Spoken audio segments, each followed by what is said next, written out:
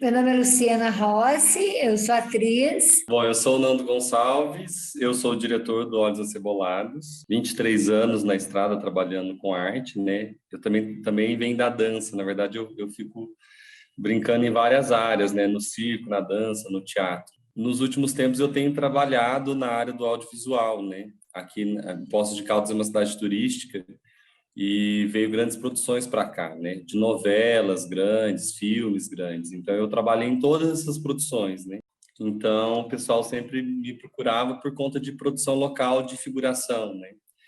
Então, eu fiz primeira e depois, quando veio a primeira produção da Turma da Mônica, eu indiquei alguns atores e fiz uma participação, fiz uma pontinha, eu faço o motorista da Turma da Mônica. Aí, no segundo, que aí foi gravado exclusivamente em Poços, né? Porque o primeiro gravou algumas coisas aqui e em outras cidades. O segundo foi só aqui em Poços.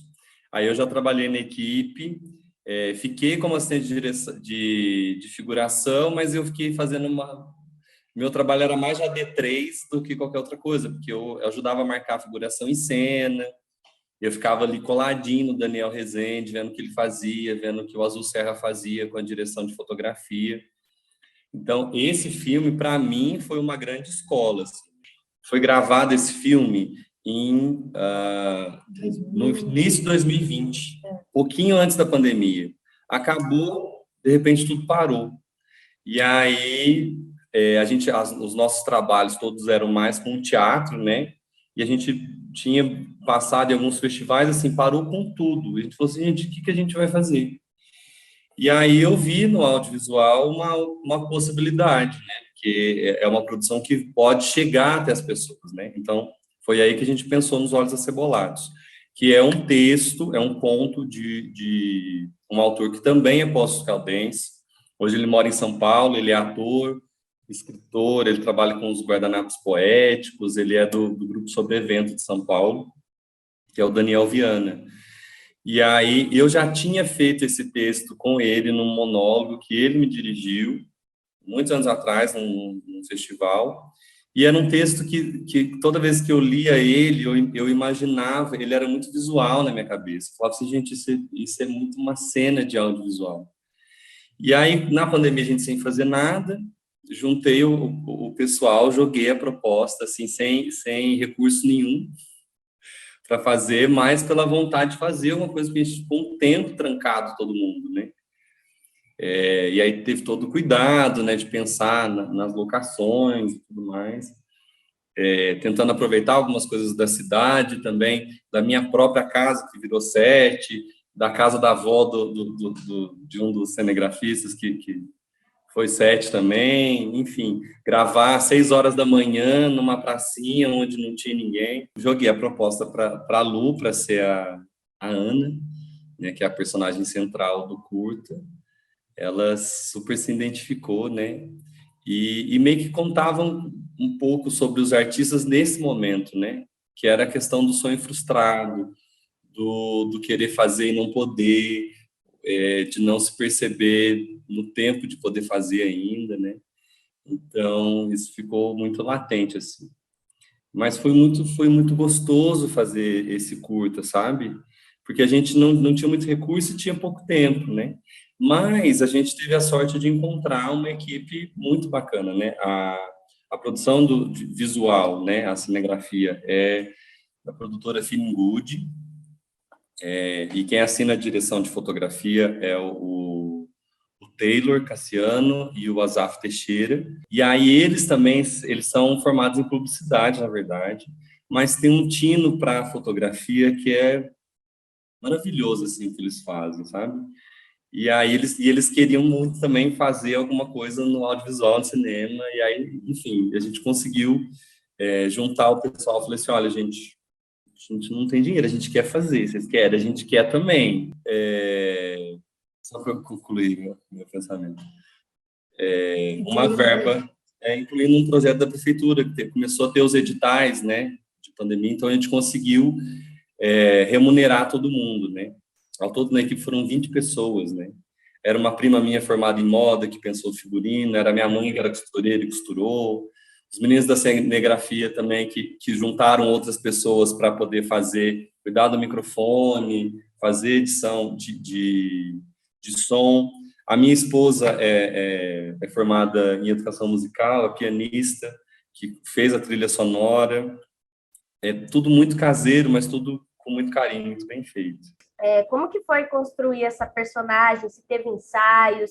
Como que vocês chegaram na personalidade da Ana? Acho que ensaio a gente teve mais uns bate-papo, assim, sobre essa personagem, né? Então, eu e o Nando, a gente conversava sobre esse perfil dessa mulher, né? Essas frustrações. E aí me veio muito essas coisas, a relação da mulher com o homem, né? Eu sou casada também, então a gente sente essas coisas que se deixar acontece, né?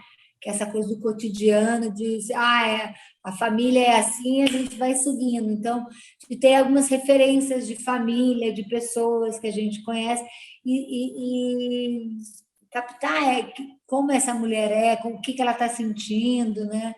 Então, de ler o texto, começar a imaginar mesmo essas características dela, né? Então, foi bem uma pesquisa mais pessoal, assim, conversando com ele e analisando em volta de mim, assim, sobre essa mulher, né? As mulheres de hoje, né? Não só hoje, né? Da vida toda, que essa coisa de seguir o homem e esquecer do dela, né? Que hoje, mais hoje, né? Está se quebrando um pouco isso, né? De fazer o que você tem vontade, né? Foi mais um laboratório da vida real. É muito real isso, né? Então a gente viu mesmo que isso é muito real, acontece muito, né? Então, e aí uma facilidade que é um pouco mais da área de onde a gente vê, que a gente vem dessa questão da formação do ator, né? Eu sei que no cinema, até por conta de eu trabalhar, a maioria do pessoal da equipe é da equipe do cinema, assim, entende de fotografia, entende de som, entende de imagem, entende de cenário. E quem entende de atuação, geralmente é só ou o produtor de elenco ou quem está fazendo a preparação de elenco, né? E como a gente já sabe essa linguagem, então a gente teve essas conversas que a princípio eram como a gente está conversando aqui agora, né? Porque a gente estava na pandemia na época, de muita conversa, mas a Luciana é uma atriz muito experiente, assim, então, nas cenas, quando a gente se dividiu como que ia ser a cronologia das gravações, então a gente ia conversando e montando aquilo nesses momentos ali, a concentração que precisava, o time que precisava, né? Então a gente foi na prática ali trabalhando isso, né? E os meninos conduzindo a parte da fotografia. Então, muitas coisas, por mais que a gente via, assim, muitas coisas aconteceram na hora, assim, vamos fazer isso, vamos. Aí ela fazia, assim, então foi uma experiência. Eu vejo que é tudo muito sutil, e eu acho que esses filmes são os mais difíceis de fazer. Porque filme é fácil você fazer um filme de porradaria e tal, e eu adoro, não tô nem falando mal, não. Mas é que a sutileza é sempre, você falar alguma coisa com os olhos é sempre mais desafiador, né? E é muito filme, assim, de quem consegue ver essas coisas, sentir, né, isso, ter essa sensibilidade e se emocionar com isso, né? Olhos Acebolados é o título do conto do Daniel Viana, né? E ele se emociona muito escutando a música da Maria Bethânia, do Olhos nos Olhos. E aí ele começa a escrever essa história a partir dessa música, ele fala que toda vez que ele escuta essa música, ele chora, né? E aí a personagem Ana tem essa coisa de que ela quer sentir uma grande emoção, ela quer vivenciar uma história, e a vida dela é parada, é apática. E aí ela se emociona escutando a música.